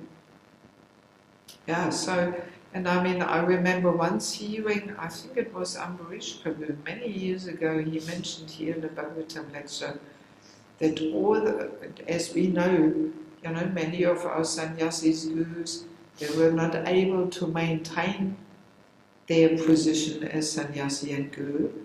And it was mentioned in the Bhagavatam class that all those personalities who could not maintain that position had one thing in common. They did not have sheltering relationships with their godbrothers. Yes. And it's not that, oh, they're godbrothers, how can one take shelter of the other? They must be all equal because they're godbrothers. No, that's external. There's always somebody who is a little stronger in you know, their spiritual life and in their spiritual strength than we are. There's always somebody. Even amongst godbrothers, of course. Might even be somebody who joined after us, and still he's more spiritually powerful and strong. So it requires, of course, humility and introspection and so on. But yeah, that was the point, that all those personalities who could not maintain their position, they had that thing in common. They did not have sheltering relationships with others. Yes, very clear. Very clear. So it just shows how important it is. And I mean, my favorite example from the Shastra is actually Bharat Maharaj. Right? So when Bharat Maharaj was in the forest, it's a classic devotee care story. Bharat Maharaj was there in the forest that he wanted to give shelter to the deer, but he was not sheltered himself. He did not have anybody who was tapping him on the shoulder. Hey, it's enough now. You know, put the deer down and just stick to your spiritual practice here. You know, because Bharat Maharaj got completely carried away, even though he was on the level of Baba. But this is the point. You know, he actually experienced transcendental emotions, but very easily they can transform back into material emotions and material attachments. And that's what happened with the deer. And deers are very charming animals, you know, beautiful eyes, very long eyelashes and so on. And he got completely carried away, having this deer at night on his chest and talking and this and that. Oh my God, you know, fondling it and all that. And he didn't have anybody who could correct him and say, hey, it's enough now, you know. Yeah, so, and as a result he fell down. There we got it. Yeah.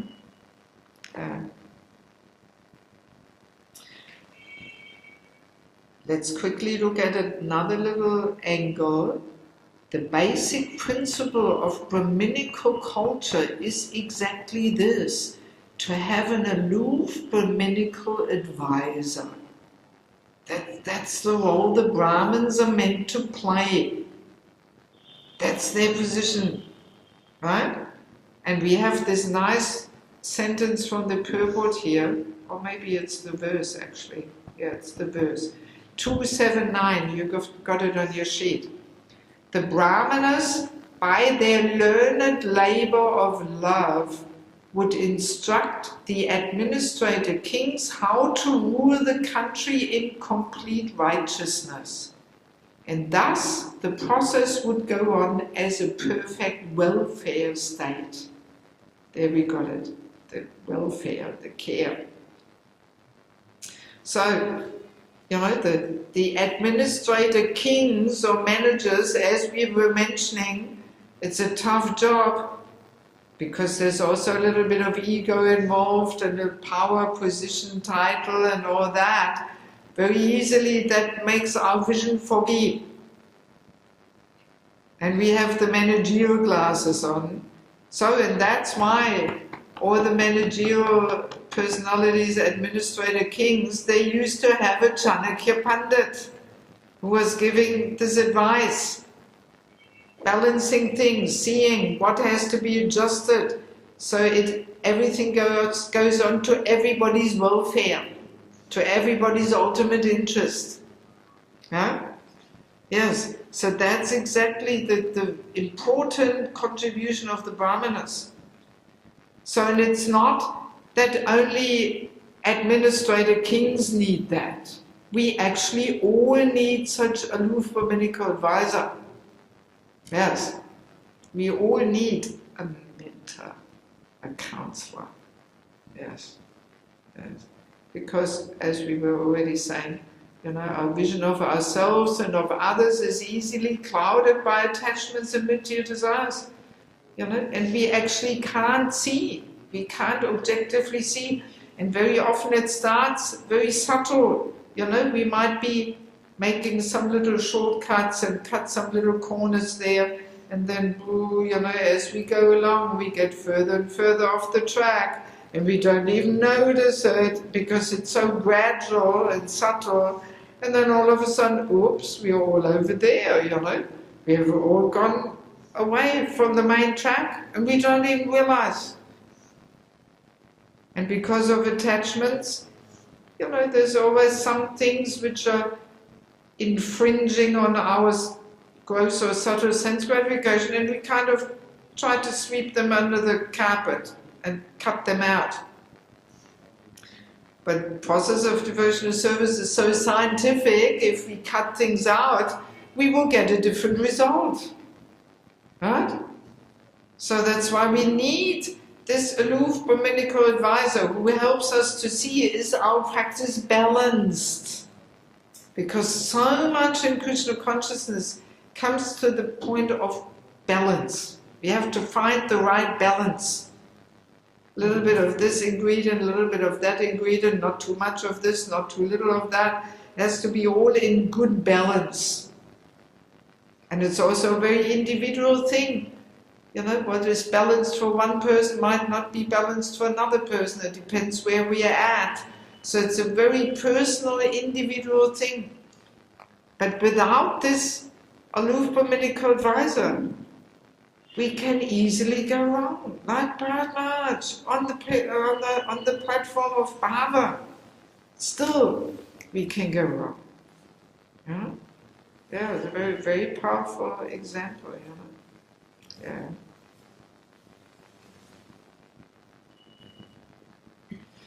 So one really powerful quote, please listen and look into your materials.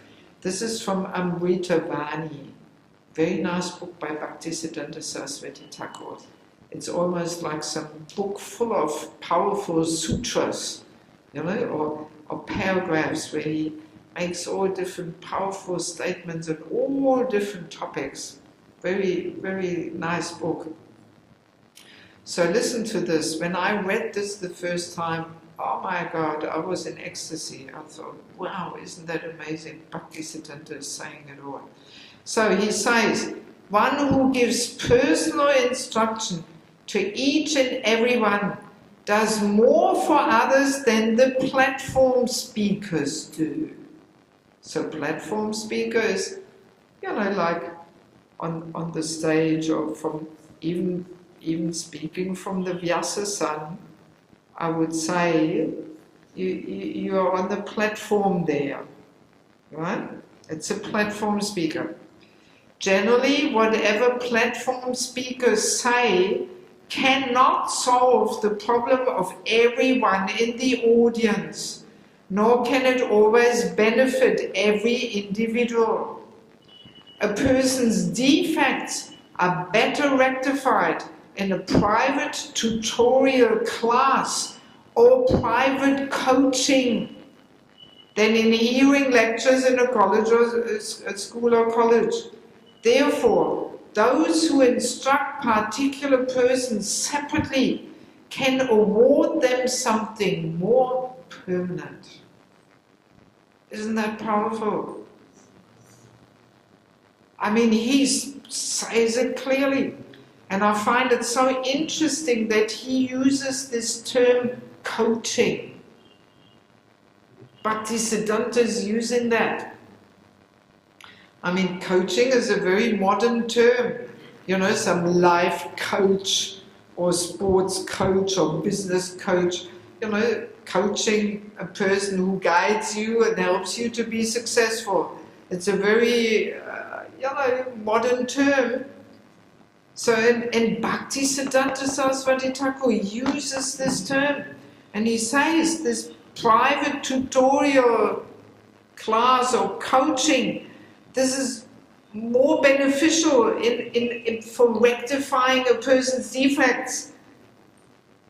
I mean, we don't want to completely minimize hearing classes and kata and all that, but then on the other hand, you know, we might be spending, you know, many years just hearing classes in kata and walking out, oh, it was so nice, it was so nice. But unless somebody is actually pointing out where we have to work on, where we have to adjust things, where we don't follow the etiquette and you know, we can just maintain all kinds of unwanted patterns of behaviors, and Still, we can enjoy the kirtan and all that, and we feel inspired and oh, how nice, but we need this private coaching. Yes, we need somebody where, as we said, where we want to be corrected by, where we have such a trusting relationship that we know this person has no other interest except helping me to make progress, to get rid of my anatas and my bad qualities. Yes, and that person has to, correct us. Yes. Yes, I mean, this is just really one of my favorite quotes in this whole topic, because it makes it completely clear, to the point. And I personally feel we have not really clearly understood this and applied, I mean, I'm traveling all over the place and preach and so on, and I know the spirit that we often think the more people attend a program, the more successful. It's usually the first question, how many people were there? Oh, 1,000, oh wow, fantastic. Or 100 people, oh great. But we don't realize it's this one-to-one. This is where we help a person to rectify himself and to actually really make progress. And Bhaktisiddhanta says this is more important. That person gives something more permanent than just the platform speaker giving.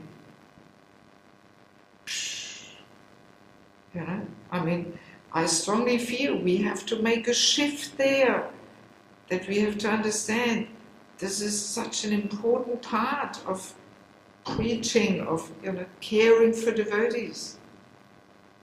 And it takes so much time and energy. You really, sacrificing blood, sweat and tears. Yes, it's a real sacrifice to try and serve devotees in such a way. It takes so much time and energy. But without that, we can't help devotees to really move on to the madhyam. If we don't have such a person in our life, good chance we will remain kanishta forever. And if we don't have such a person in our life, we will also not feel inspired to become such a person for others, because we don't even understand the need for it. Huh? Yeah, whole big thing. And I mean, Prabhupada was, as far as I've heard, he was also making this point that actually preaching to devotees more important than preaching to non-devotees. To preach to non-devotees and make some impressions on their minds is pretty easy, actually. It's not so difficult. But to actually preach to devotees, you have to come up with some more substance, something deeper, to really inspire them. And that's why I think it's also one reason why we rather tend to just preach to newcomers all the time. Because it's easier, you don't have to give that much. But we want to come up and become madhyam, not just remain kanishtas there. Huh? And yes, I've got a little note here. Interesting to understand that actually all scriptures come about through this one-on-one coaching session. Yes, isn't that interesting? Bhagavad Gita, Arjuna is bewildered, asking for guidance. It's a one-to-one coaching session. Yes. So, yeah, interesting. So it makes very clearly that point that this one-to-one correction is just of the utmost importance. Without this, we cannot actually really progress. We cannot. Very easily we just hang on to our material attachments, subtle desires, false ego, patterns of behavior, and. Doesn't matter how long we hear and chant, but we just maintain all these unwanted ways of behavior. And then we're committing the 10th offense to chanting the holy name, to maintain material attachments even after understanding so many instructions on this matter. So unless we have somebody who in a well-wishing way points out these things and helps us, to rectify them, difficult to make progress. And not only that, but also Krishna's testing us. Throughout our whole spiritual practice, Krishna is testing us to purify us. And actually, as we become senior, the tests are getting tougher, because the impurities are more subtle. So Krishna has to really get the shovel out there and dig deep to really uproot the most subtle anatas. So the tests are getting more heavy. And if we don't have these sheltering relationships, so easily we take shelter of our mind, our false ego. That's the classic. We get offended. Oh, how can they treat me like this? I don't want to be part of this yatra. I'm not going to come and do any service anymore. Oh, we take shelter of our false ego. Yes, and false ego makes us completely blind and deaf. We can't hear, we can't see, we can't understand. And then very easily we just go away. And we can't understand where we actually went wrong. So unless we have cultivated already such a trusting, sheltering relationship, when we are in the crisis, in the challenge, then usually it's too late. Right? When you sit in the difficult situation and you have not cultivated this mood of trusting relationships, then the ego will not allow it. Then we will think, oh, what will everybody think? How can I come up to this person now and share what I'm struggling with? And then we cannot take shelter. And where do we take shelter? Mind, thoughts, ego, some non-devotee parents, or whatever, or some old habits. We start breaking the principles, drug, smoking, this, that. We see it all the time. So sheltering relationships is our saving grace. Yes. Otherwise, very easily we won't be able to overcome the tests and challenges which life brings and Krishna arranges just to give us some deep purification. Let me see if any questions about that. Yes, brother.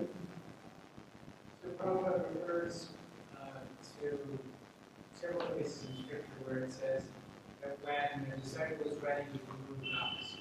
What? When the disciples? When the disciple is ready, and Krishna sends the guru. So Chaitanya Charitamrita. Yes, definitely. So many times we'll hear some devotees will complain that, well, I don't have any senior devotees to take shelter of. Nobody's qualified. Yeah, exactly. But yes. Isn't that actually in their hearts they're not ready to take the shelter? Exactly. I mean, the question usually comes up a little later, but if it comes up now, we can talk about it now. Yeah, it's exactly the same principle like finding Guru. If there's a burning desire, and that's why this topic has to start by hearing about the importance. That's why I really want to try my very best to convince you all that we have to have sheltering relationships, just to have a desire there in the heart. I need this, I want this. Where can I find this? And Paramatma is there in the heart. Paramatma witnesses, and Paramatma will arrange that we meet the right person at the right time who can give us what we need to move on. That's how it works, on all levels. Diksha-gurus, shiksha-gurus, counselors, whatever. That's exactly how it works. There might be a person right there in front of our nose, but because we don't have a desire even to take shelter, we don't realize, we don't recognize, we cannot see. Definitely. Yeah, definitely it works like that. Krishna, Paramatma witnesses, and he personally arranges that we just bump into the right person and hear something and we realize, wow, yes, he is actually a person who can help me further. Yeah, definitely it works like that. So it's all a question of desire. I mean, even throughout our whole spiritual practice, this principle is there. That's why Rupa Goswami says the only qualification we need to have is intense greed to get Krishna. So if that intense greed, that intense desire is there, from there onwards, all different doors open, all opportunities come.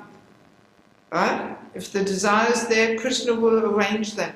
If the desire is not there, well, then Krishna will reciprocate with that and nothing much will happen in the devotee's life. But then other devotees, so many things might be happening and opportunities opening up. That's directly a response to the person's sincere desire. That's how it works. So all we need to have is an intense desire to get Krishna by hook or by crook. Yes. Yes, Prabhu.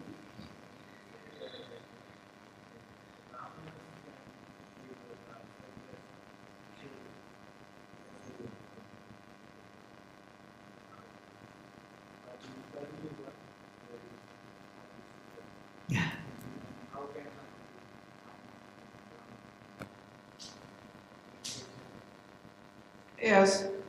I mean, see, it's not that only a very Brahminical person can give shelter. I wouldn't say that. It's simply just part of Brahminical culture. That's their contribution by giving this, this advice to the administrators.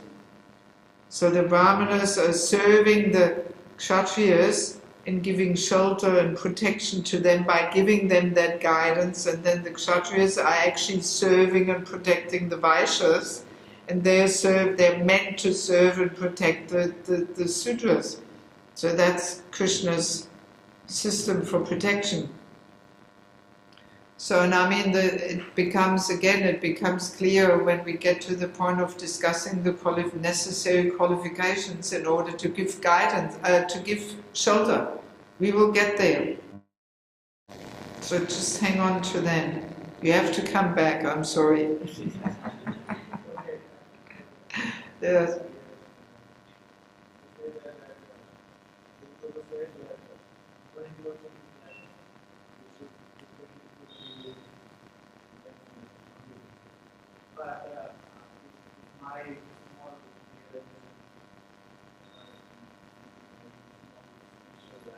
Yes.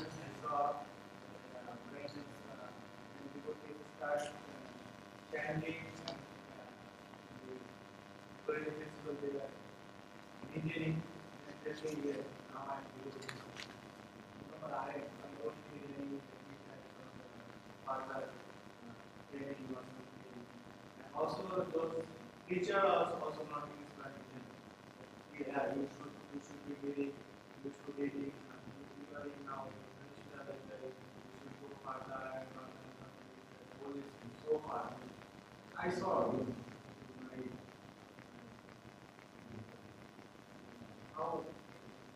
Well, that's exactly why we discussed this point, right? Why we have the seminar.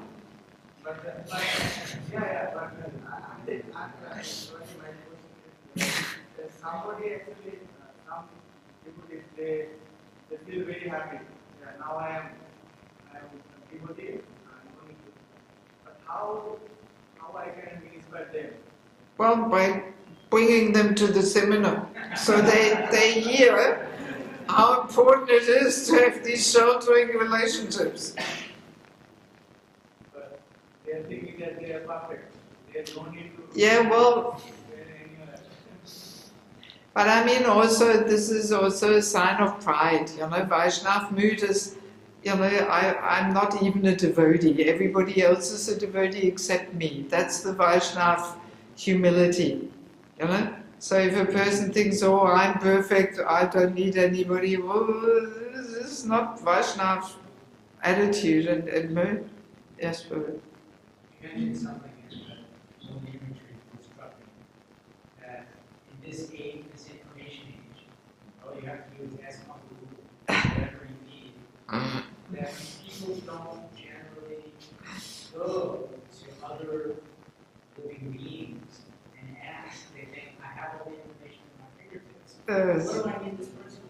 Yeah, but Google, the point is, Mr. Google is pretty limited, you know. Yes. All he can give is just some data and some information, but he cannot really give some spiritual guidance. That's the thing, but it's true, and this is not even coming from me. I think it is Bhakti Vinod Maharaj or something mentioned this, that yeah, because of this internet and Mr. Google, yeah, and people, you know, the younger, especially younger generation feels there's no need for this respect and inquiry towards the elders. I mean, I remember me as a kid, whenever I had a question, I was running to my father and asking him. And I had this feeling my father knows everything, he can solve any problem, and he has the answer. So, but these days, people don't have that mood anymore. They just go to the computer and ask Google, you know. And that also leads to this fact that this inquiry and taking shelter and respect towards the elders, wanting to get their wisdom and life experience, this is diminishing more and more through all this technology. But what I would like to do is I would like to quickly read you in regards to the fact how important it is to preach to the devotees. There's these famous letters where Prabhupada gives this principle of boiling the milk.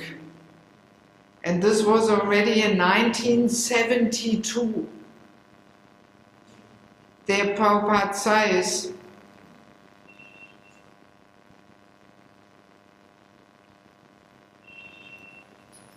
in 1972, Prabhupada said, now I want that we shall concentrate on making our devotees Krishna conscious and ourselves becoming Krishna conscious, and not be so much concerned with expanding ourselves widely, but without any spiritual content, substance. Just like boiling the milk, it becomes thicker and sweeter. Now do like that, boil the milk. So this was in 1972. You know, Prabhupada is almost indicating, yes, we've actually got enough devotees, enough centers. So let's now boil the milk, bring them on deeper and higher levels of practice, train them more, you know. And then there's a similar letter, like this, also 72, where he says, now we have got so many students and so many temples, but I am fearful that if we expand too much in this way, that we shall become weakened and gradually the whole thing will become lost. Just like milk, we may thin it more and more with water for cheating the customers. But in the end it will cease to be any longer milk. Better to boil the milk now very vigorously and make it thick and sweet.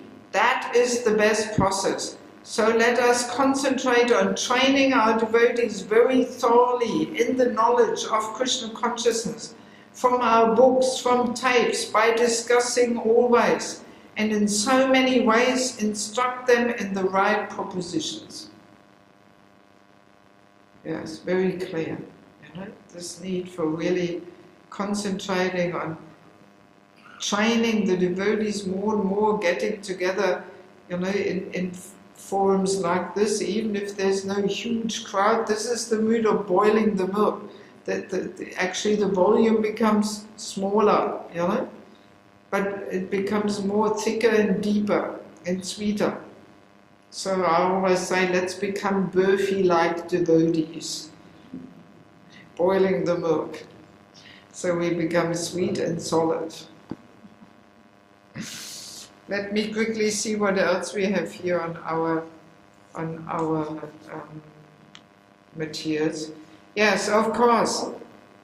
the prize for shelter and care is, of course, to give up one's independence.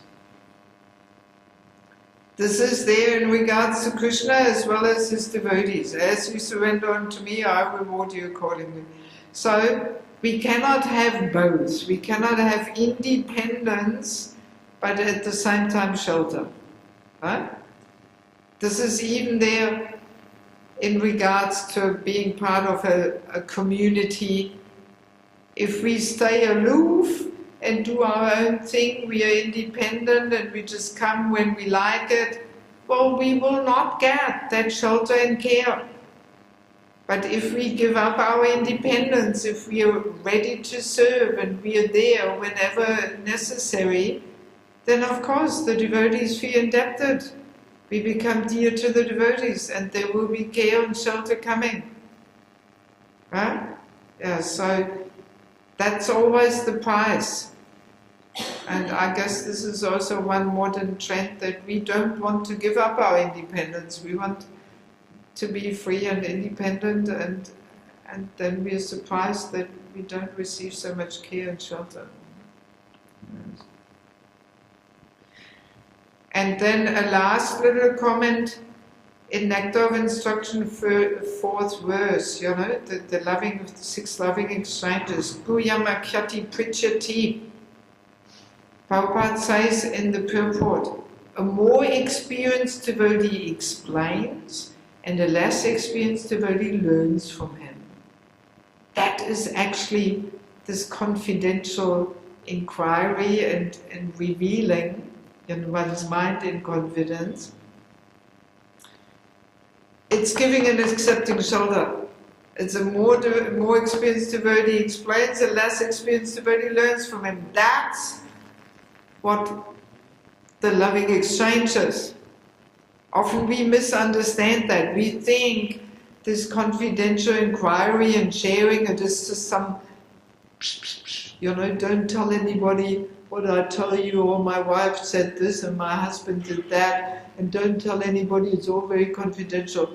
You know, we think that's the confidential sharing. But no, this is just pajalpa actually, this is nonsense talk. The confidentiality is around how can I strive towards pure bhakti? That's the confidentiality. How can I overcome all kinds of obstacles and difficulties? Krishna, the confidentiality is centered around Krishna, not around me and my husband or my wife and what they did and said or something. That's not true confidentiality. You know, so this giving and accepting shelter, that is one of the loving exchanges. Yes, there we got it. Prabhupada says it. Huh? And an interesting comment. Actually, the 2 main keys to community development. What are the 2 main keys? Who can tell? What makes a community really develop into Vaikuntha atmosphere? Trust, yes. So one of them is giving and accepting shelter. That's trust and relationships. And what's the second one? Something very different. 2 main keys. What? Huh? What? Same goals, yes. Keeping Krishna in the center, meaning putting the deities in the center. That's the 2 main keys for community development. Putting the deities in the center and giving and accepting shelter. Only the deities in the center is not enough. I've seen it. I visited yatras where the deities were definitely in the center, but there was no giving and accepting shelter. And something is missing. And it's missing because Krishna actually says, not he is my devotee who claims to be my devotee, but he who is the devotee of my devotee. Krishna wants that there is true care for his devotees. You know? If we are all only centered on the deities, oh, I'm serving the deities, making everything so nice. But if we neglect the devotees, how will Krishna be satisfied? The devotees are the dearmost personalities to Krishna. They have conquered his heart. So Krishna, he will not be happy if we neglect the devotees, if they're fading away because they don't get nourishment and care and guidance and affection and all that. Yes. So just putting the deities in the center is not enough. So these are really the two main keys. The deities have to be in the center, and this giving and accepting shelter, this trusting relationships, mentoring relationships. If those two things are there, then the yantras flourish. Service attitude is in both. It can be there towards the deities, but mainly towards the devotees. Yes, I mean, what better way is there to serve the devotees than nourishing them? Right? And guiding them, and uplifting them, and caring for their spiritual development. What better way is there to serve devotees than that way? Right? So, and we will discover this giving and accepting shelter, it's a whole churning process. All kinds of anatas from both sides, from the giving shelter side and the accepting shelter side. They will come to the surface, they will be exposed. It's a whole purifying, churning process.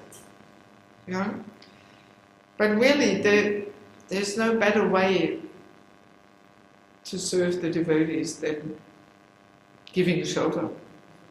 Yes, yes. And it has to be done in a selfless mood, even on the most subtle platform. We cannot expect anything in return, even most subtle. So it's a whole process to churn all the anatas. And a couple more comments here I put with pencil, with pen on my thing. Yeah, it's actually like in a big family. You imagine, a family has 15 children. So the parents, mother and father, they cannot give that same care and attention to each and everyone. So it's been very natural that the older children, they take care of the young children. Right? It's the most natural thing on the planet.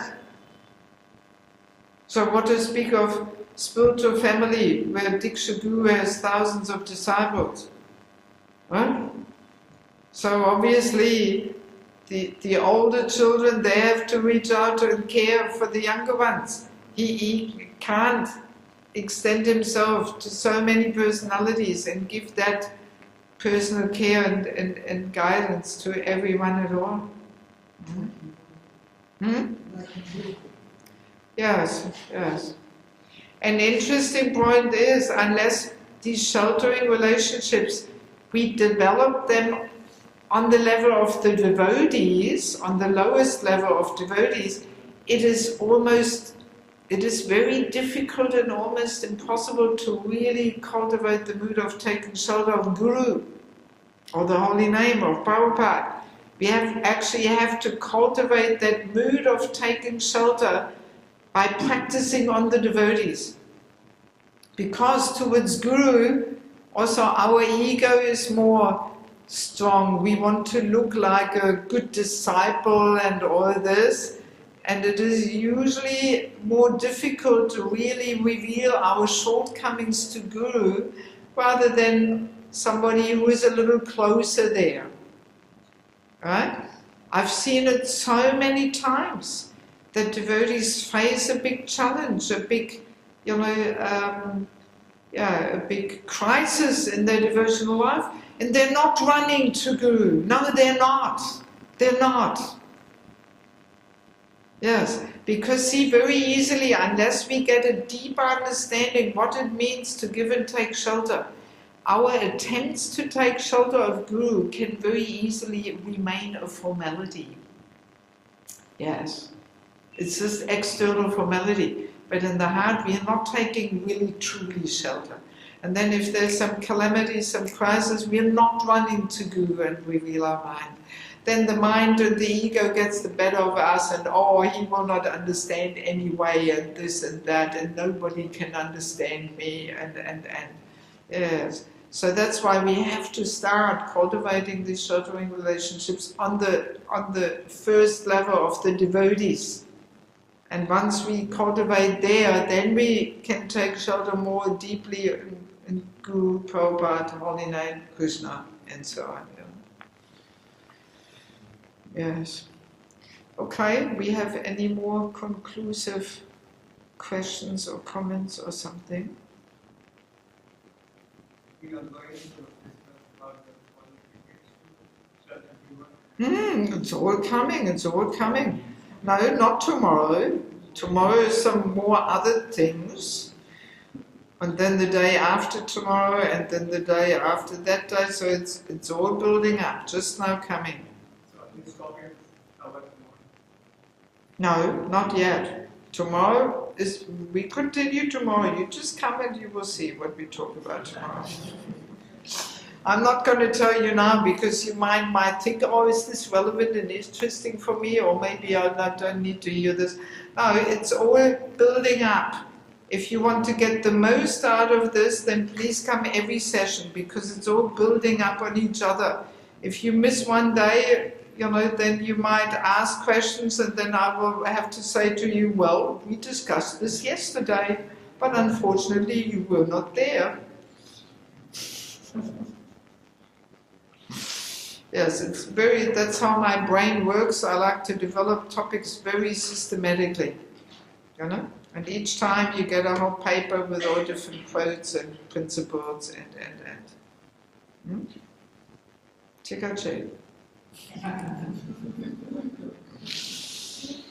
Okay, well, if there's no more questions, then we'll finish on that note and we'll continue tomorrow at 3 o'clock. Okay? So? Well, if there's no questions, no harm to let people go a little earlier. Dhanudama just giving class, I think, or something. Also tomorrow is the Pushpa Abhishek, so also we want to finish on time and then all run and witness the Pushpa Abhishek. So, this is 3 to 6 is just some rough thing, Okay, thank you very much. Srila Prabhupada ki, Sarvaveda Bhaktavinda ki, Yoga Premanande, Hare Hare.